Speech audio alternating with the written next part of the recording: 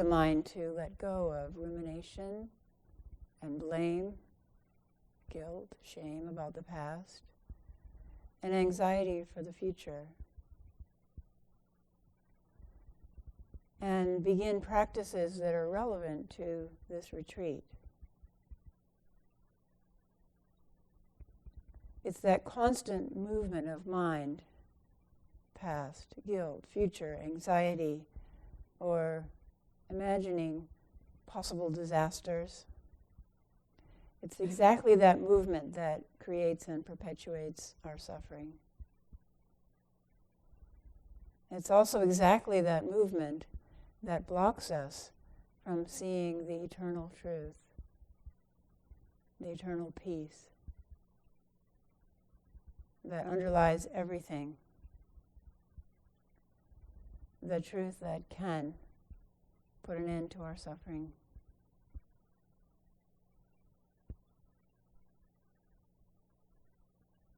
I very much appreciate that all these people come together to temporarily put aside strategies which don't work.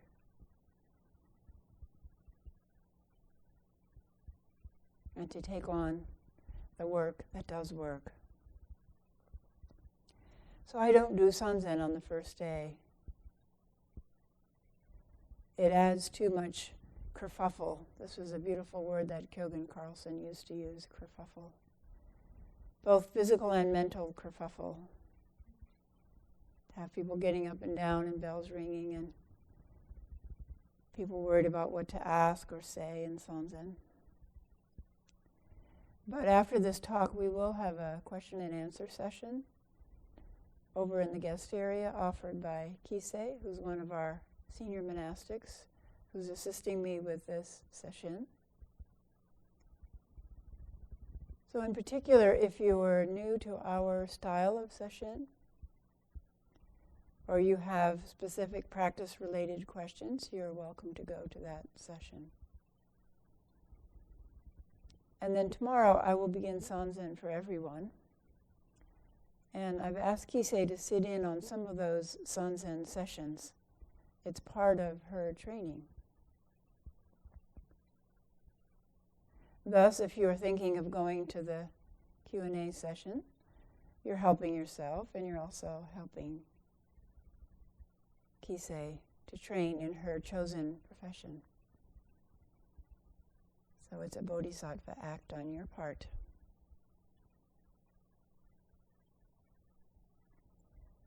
Also, if anyone is having difficulty with kinhin, because we have a fair number of people who are older than 60 in this retreat, just step out of the line, and you can stand in the back, and you step out of the line when you come to the back of the zendo as you're doing kinhin. And you can either just do standing meditation inside or outside in the hall until you hear the clappers, or you can do slow walking meditation back there against the back wall.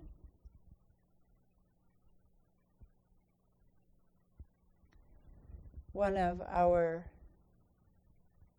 missions is to help people to be able to practice for their entire life, no matter what condition our body discovers.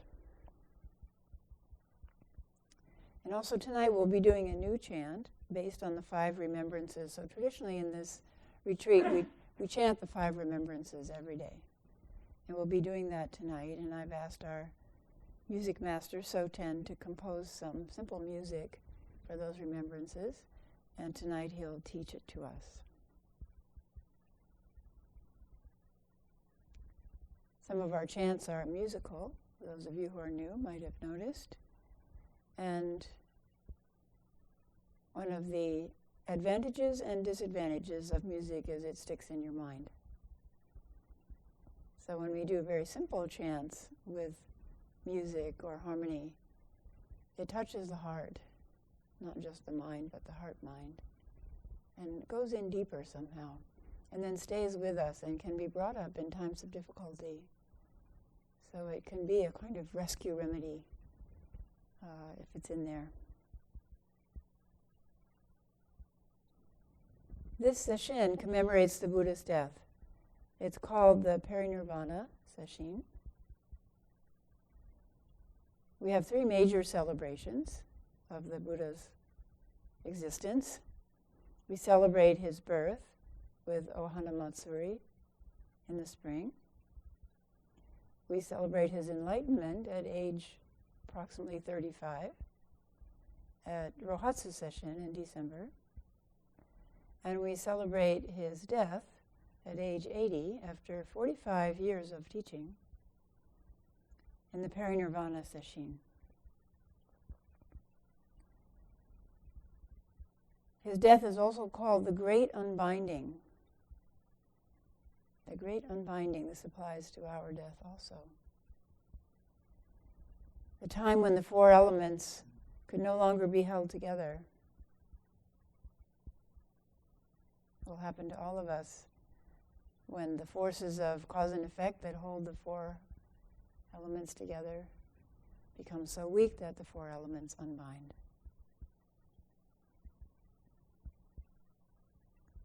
It was the time when the Buddha, it is said, voluntarily relinquished the life force that held his body together. This body, this marvelously complex construction. The more you know about it, the more you marvel at it. I had cataract surgery recently, and while I was waiting in the little room while you're waiting for the doctor to come do the eye exam, I went over and looked at the chart of the eye on the wall. And of course I went to medical school, but I wasn't an eye specialist. And the eye is incredibly complex. And it's just one organ in our body. So how did we develop this outgrowth of the brain? It's a direct outgrowth of the brain. And then how did it form a lens? A literal lens to focus light on the back of the retina. And then how did it develop special cells to enable perception of light and dark and shapes? And eventually color. You may have seen the videos of people who put on these special glasses, like the chrome glasses, and see color for the first time, people who are colorblind. It's very, very moving to watch. So you see these tough-looking grown men, and their wives or their kids bought them these glasses for their birthday, and they put them on and they look at the sky, and they look at their children, who are usually carrying balloons and wearing colorful clothes. And for the first time they see the color of the sky, or the color of their children's eyes. And they say, in disbelief, they say, "Is this how you always see it?" And they weep, and then everyone around them weeps.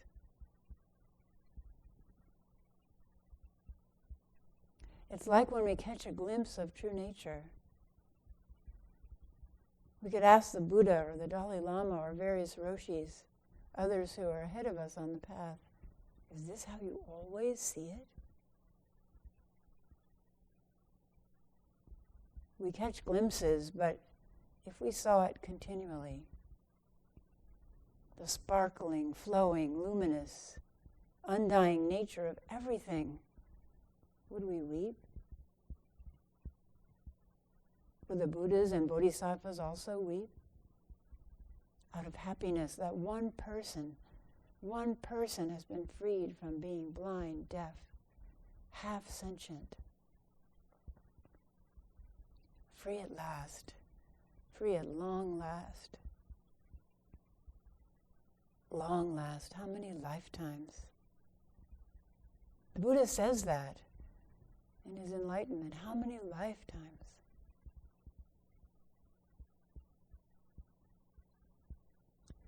We celebrate the Buddha's death by coming together to practice as he did. Long hours of meditation, constantly renewing mindful awareness, and unflinchingly investigating the great matter of life and death. It's called the great matter because if we don't solve it,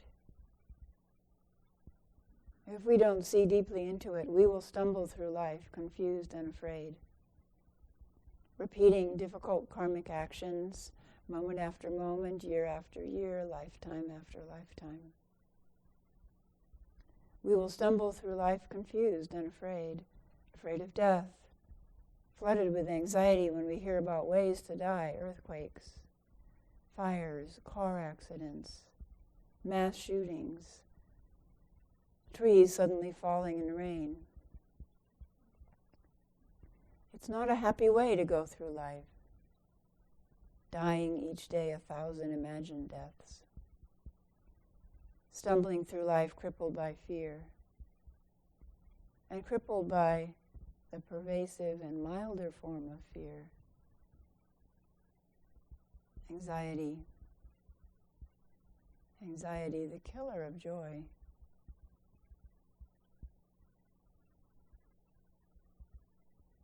I recently reviewed a book. People send me books to review and write a little blurb. And this one was full of reflections, kind of daily aphorisms. But one really caught my attention. I've been practicing it since then. And it was, with this out-breath, can you let go of one worry? It's great for catching worry that you don't even know you're doing. So you ask yourself the question, with this next out-breath, is there one worry I can let go of? And then you breathe it out. It's very interesting. The killer of our joy, anxiety. So people ask, well, if I lose all fear, then what's going to happen to me? Of course we should be prudent. We don't step in front of speeding cars. We wear life jackets in canoes. We ask the night watch to check the stove and unplug the Christmas tree lights at night. But prudence and preparation are wholesome occupations. Occupations of body and mind. Doing something. Stewing in anxiety and despair are not wholesome activities of body and mind. They can cripple the mind and also the body. So the Buddha taught to be afraid of death, but he didn't mean constantly anxious about death. He meant to be aware of death, the reality of death, in a wholesome way. When we're aware of the reality of death in a wholesome way, it gives energy to our practice and vitality to our life.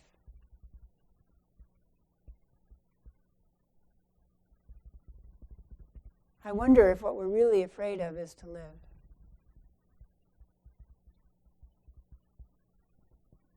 To live wholeheartedly. What do I mean by that? My root teacher, Maizumi Roshi, said over and over again, appreciate your life. Appreciate your life. 3 words, but you could practice that for your lifetime. And he meant appreciate your life with a small L and appreciate your life with a large L. Appreciate your individual life as a manifestation of great life.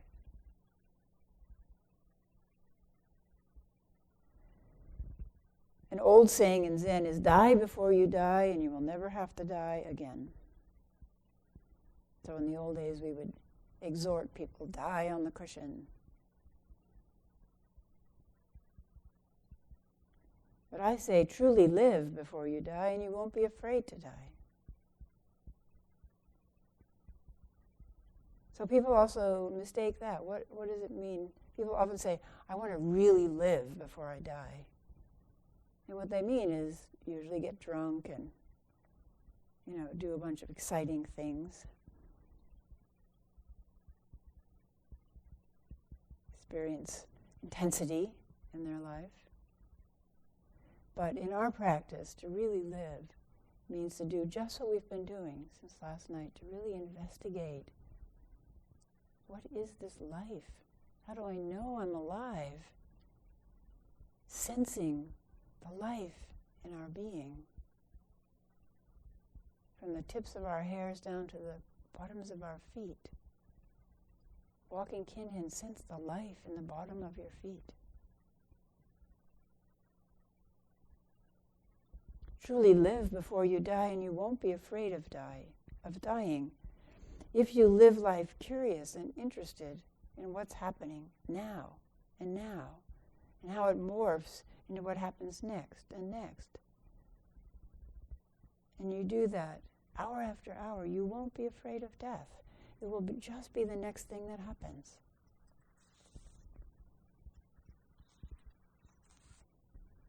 That's exactly why on this first day we are diving deeply into what it is to be alive. We have a traditional koan, who am I? But it implies a who, a person, a self. So what am I is better. But I think it works better to ask, what is alive? How do I know I am alive? Sitting still on the cushion, plunge into that investigation, first in your own body, then walking, then lying down. Open all the senses to the question, what is alive within me now? Close your eyes and do it now. How do I know that I am alive?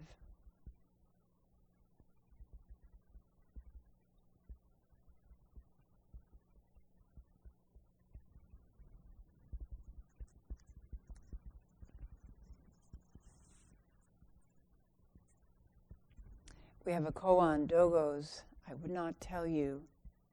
One day Dogo, accompanied by his disciple Zengen, went to visit a family in which a funeral was to take place in order to express sympathy.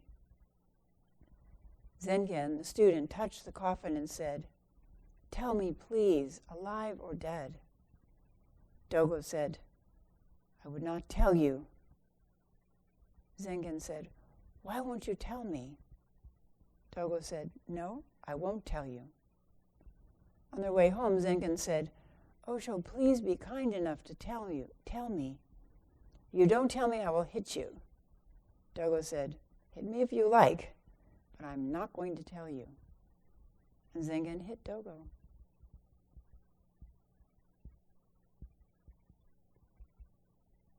Alive or dead? Alive or dead? You can ask yourself, right now, am I alive or half dead?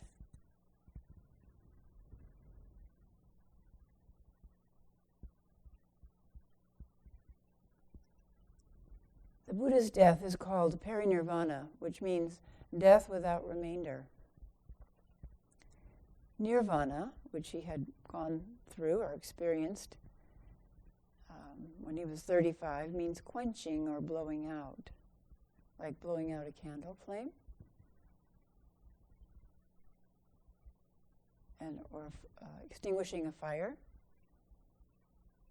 So to think of the karma of our life as a fire. And the Buddha experienced nirvana at 35, but he had a remainder, he had a body that remained a vehicle for practice for the next 45 years. Nirvana also implies that there is no karmic remainder, nothing to be passed on to cause someone else suffering in the future.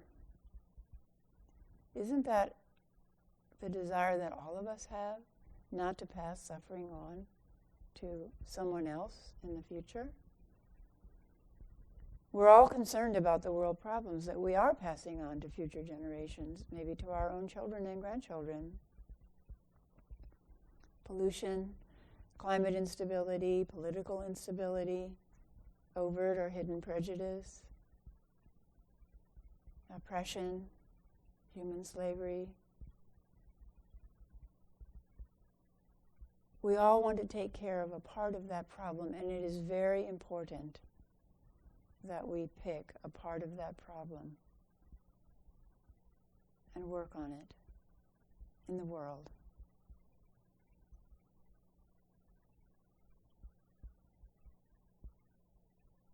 We all want to take care of a part of that problem by recycling, by not using plastic, straws, or bags, by lowering our carbon footprint, by using renewable energy, by coming to know and making amends for the blindness of our prejudice. This is very wonderful. And we all need to take a part. If we sit and complain about the condition of the world and we don't do something about it, that anger is not at the condition of the world, it's anger at ourselves for not doing anything about it. So it doesn't matter what you pick.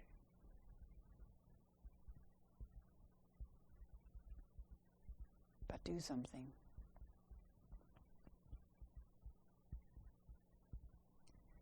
But we also need to set aside time to undertake the most essential change, that which underlies all the other problems in the world, changing our mind stream. It is the human mind, my own mind, that creates all of these problems. Practice gives us the incredible ability not to pass on the abuse, the trauma, the violence, the prejudice that we have experienced or generations before us have handed down to us. Practice gives us the ability to look into the greedy mind, the angry mind, the jealous mind, the ignorant mind, all the states of heart-mind that lie both within us and behind the larger problems of the world. You can pick any. I did this as an exercise when I was a young student, kind of testing the Buddha's teachings. And I looked at many problems in the world, and were greed, anger, and ignorance, and mistaken idea of self, and mistaken idea of impermanence, were those behind every one of those problems. And I couldn't find a single problem in the world that wasn't caused by greed, anger, ignorance, particular ignorance of who we are. Because if we're ignorant of who we are, then we become greedy.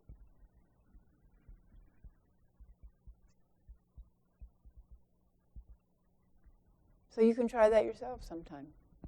Or if a problem emerges in your mind, occupies your mind, then ask, oh, is this due? Is it true what the Buddha said? Is this problem due to the fundamentals? We practice in order to leave an inheritance of freedom. An inheritance of freedom, not just from climate change, but from the suffering caused by the ignorant, confused human mind. And because we are the only one that we can change, and because that's not easy, we work with our own mind.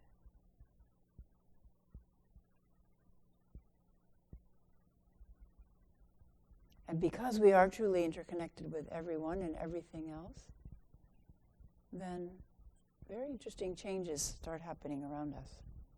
But we can't count on them. We can only do our own work. The Buddha taught several things about death. And we'll be talking about some of them during the talks during this session. The first thing he taught was the inevitability of death. Second, the uncertainty of the time of death, and that only insight into Dharma can help us at the time of death. So these sound trivial, the inevitability of death, and yet we deny our own mortality.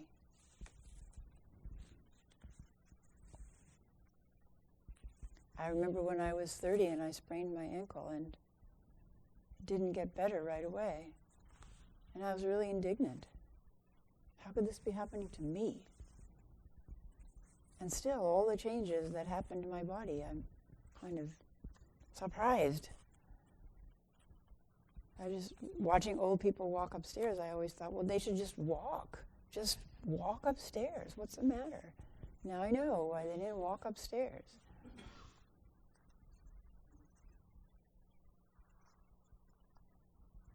So a lovely practice you could do is to just repeat the word death. So let's say it several times. Death, death, death, death, death. Now say dead, dead, dead, dead, dead. We seldom say the word. Have you noticed how people avoid saying the word? I remember when I was young and my mother taught in a high school. She came home one day. She was kind of indignant. She said they had announced over the intercom in the morning announcements. They said, "We're very sad to announce that our beloved teacher, Mr. Miller, has left us and gone to a better place." And she said, like, did he move to another city or get a new job? Why don't they just say, Mr. Miller died, he's dead? It's inevitable.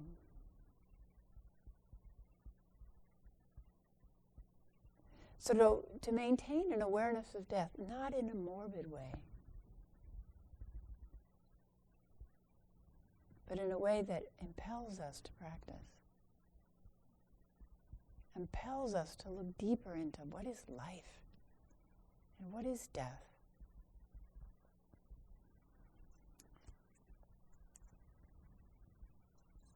Here's a news article about death. World death rate holding steady at 100%. Geneva, Switzerland. World Health Organization officials expressed disappointment Sunday over the group's finding that despite the enormous efforts of doctors, rescue workers, and other medical professionals worldwide, the global death rate remains at 100%.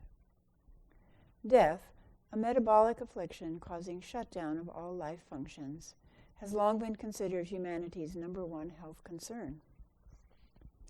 Responsible for 100% of all recorded fatalities worldwide, the condition has no cure. I was really hoping, what with all those new radiology treatments, rescue helicopters, cardiovascular exercise machines, and what have you, that we might at least make a dent in it this year, WHO Director General Dr. Ernst Wessel said. Unfortunately, it would appear that the death rate remains constant as it has since the dawn of time. Many suggest that the high mortality rate represents a massive failure on the part of the planet's healthcare workers. The inability of doctors and scientists to address and confront this issue of death is nothing less than a scandal, concerned parent Marcia Grella said. Do you have any idea what a full-blown case of death looks like? I do, and believe me, it's not pretty. In prolonged cases, total decomposition of the corpse is the result. What about the children? Grella added.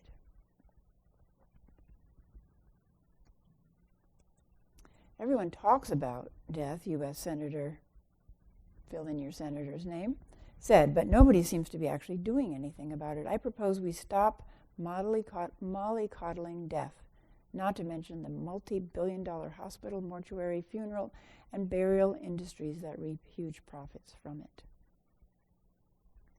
Under a new law proposed by the senator, all federal funds would be withheld from the medical industry until it, quote, gets serious and starts cracking down on death. Consumer rights advocate and staunch anti-death activist Ralph Nader agreed. Why should we continue to spend billions of dollars a year on a healthcare industry whose sole purpose is to prevent death, only to find that death still awaits us all? Nader asked in an impassioned address to several suburban Californians. That's called a 0% return on our investment, and it's not fair. It's time the paying customers stood up to the HMOs and the so-called medical health professionals and said, enough is enough. I'm paying through the nose here, and I don't ever want to die. So that's from The Onion. And it's funny because it's true. We only laugh at things that have an element of truth in them. We don't want to die. And we do put a lot of research into avoiding death, and periodically there's an announcement that maybe immortality is right around the corner, or at least living to 100 or 120. But in our practice, we look at it straight on. We don't argue against the inevitability of death.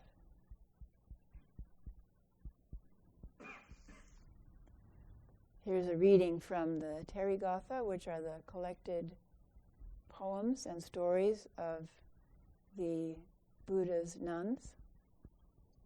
And this is Ambapali. Ambapali was a beautiful courtesan.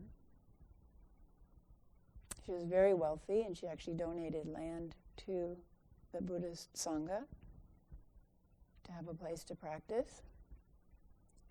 And even though she was very wealthy and often described as covered in beautiful garments and jewels, and all men desired her, somehow she knew that there was more to life. And so she became a disciple of the Buddha, and eventually she ordained. And this is part of her poem. Black was my hair, the color of bees, and curled at the tips. With age, it looked like coarse hemp. The truth of the truth speaker's words doesn't change. Fragrant, like a perfumed basket filled with flowers, my coiffure. With age, it smells musty like animal fur. The truth of the truth speaker's words doesn't change. Curved as if well drawn by an artist, my brows were once splendid. With age, they droop down in folds. The truth of the truth speaker's words doesn't change. Radiant, brilliant like jewels, my eyes elongated black, deep black. With age, they're no longer splendid. The truth of the truth speaker's words doesn't change. And she goes through all of her body. Like plantain buds in their color, my teeth were once splendid. With age, they're broken and yellowed. The truth of the truth speaker's words doesn't change. Like that of a cuckoo in a dense jungle, flitting through deep forest thickets, sweet was the tone of my voice. With age, it cracks here and there. The truth of the truth speaker's words doesn't change. Swelling, round, firm, and high, both my breasts were once splendid. In the drought of old age, they dangled down like empty old water bags. The truth of the truth speaker's words doesn't change. Like a sheet of gold, well burnished, my body was splendid. Now it's covered with wrinkles. The truth of the truth speaker's words doesn't change. As if they were stuffed with soft cotton, both my feet were once splendid. With age, they've shriveled and cracked. The truth of the truth speaker's words doesn't change. Such was this physical heap. Now, decrepit, the home of pains, many pains. A house with its plaster all fallen off. The truth of the truth speaker's words doesn't change.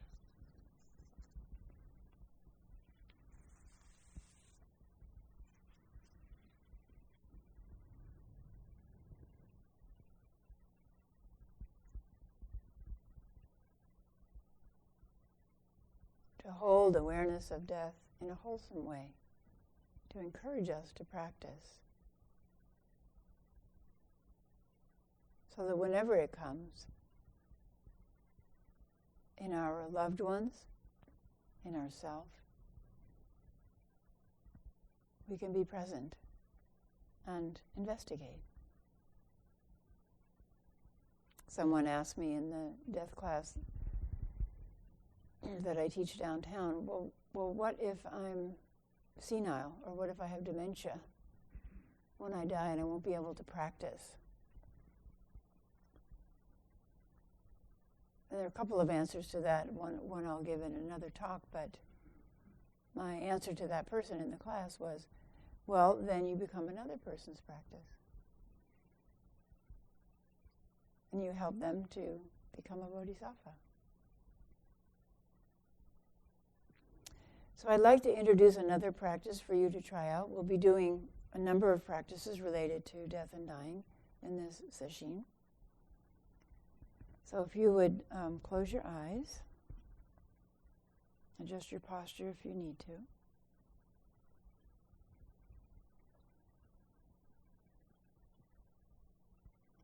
And wrap your body in a cocoon of awareness.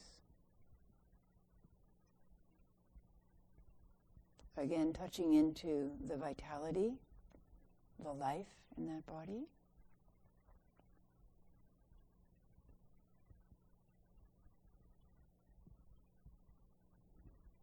And then bringing your awareness to your eyes. What are the sensations that tell you there are eyes?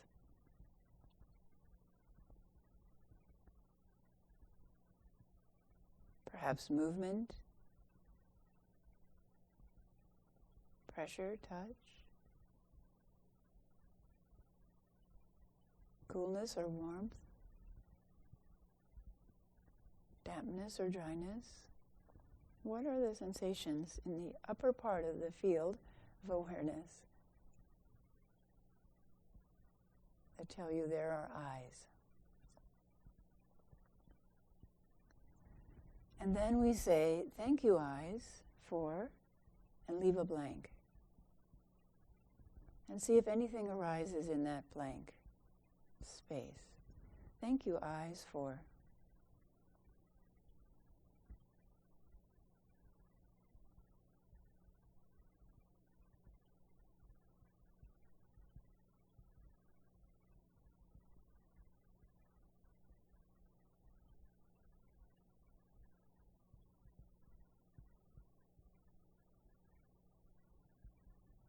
Now moving awareness to your heart, your physical heart. However you become aware of it.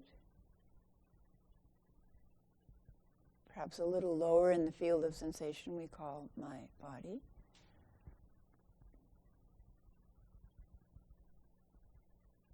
What are the sensations that tell you there is a heart? A beating heart.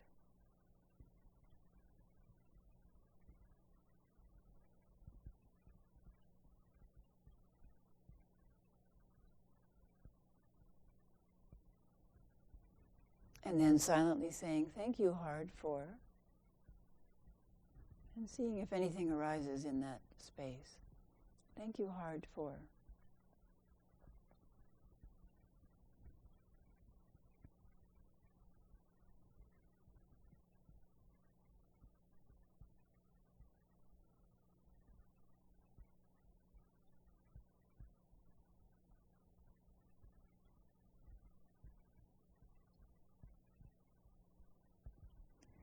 Now moving your awareness to your feet.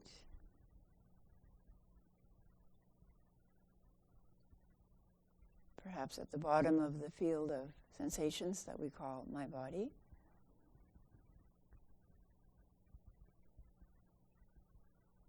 Full awareness in the feet. How do we know there are feet?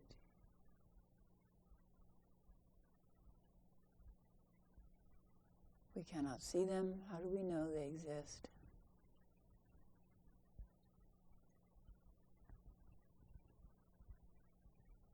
And then thank you, feet, for.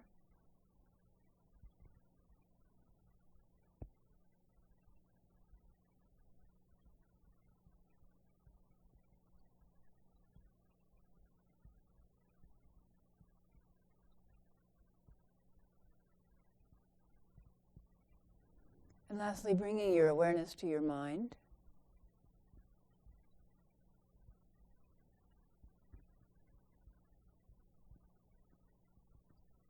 However you are aware